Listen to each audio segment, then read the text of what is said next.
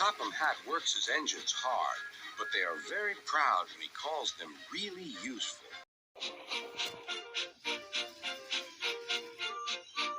I'm going to the scrapyard today, Edward called to Thomas.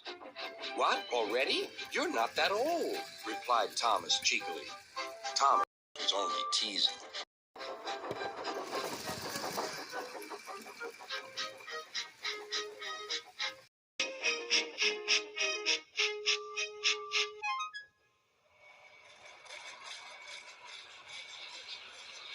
The scrapyard is full of rusty old parts and machinery.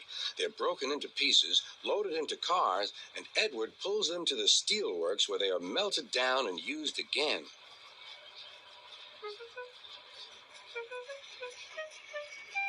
Today, there was a surprise waiting for Edward in the yard. It was a traction engine. "Hello," said Edward. "You're not broken and rusty. What are you doing here?" "I'm Trevor. They're going to break me up next week." "What a shame," said Edward.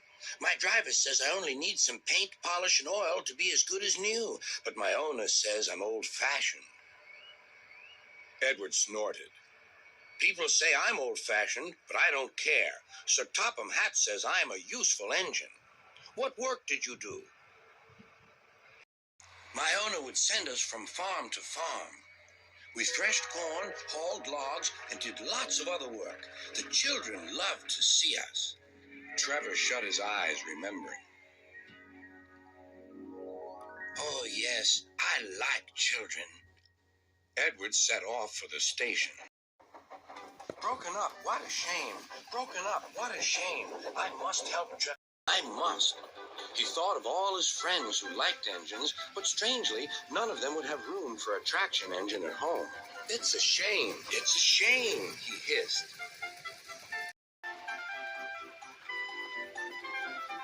Then, beep, beep. Why didn't I think of him before? There on the platform was the very person.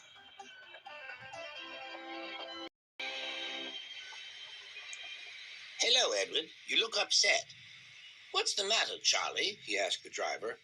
"There's a traction engine in the scrapyard, Vicar. He'll be broken up next week. Jem Cole says he never drove a better engine."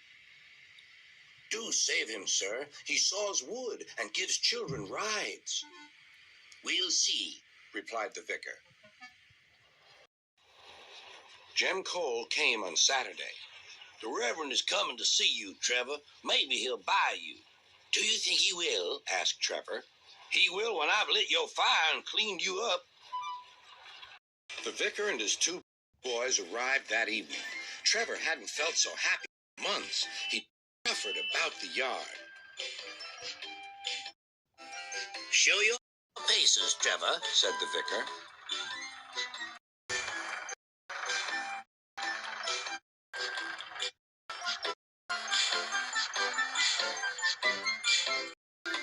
Later, he came out of the office smiling. "I've got him cheap, Jem, cheap." "Do you hear that, Trevor?" cried Jem. "The Reverend saved you, and you live at the vicarage now." "Beep, beep," whistled Trevor. Now Trevor's home is in the vicarage orchard, and he sees Edward every day.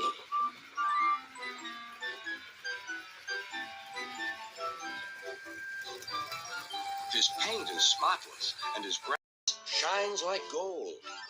Trevor likes his work, but his happiest day is the church fair. With a wooden seat bolted to his bunker, he chuffers round the orchard, giving rides to children.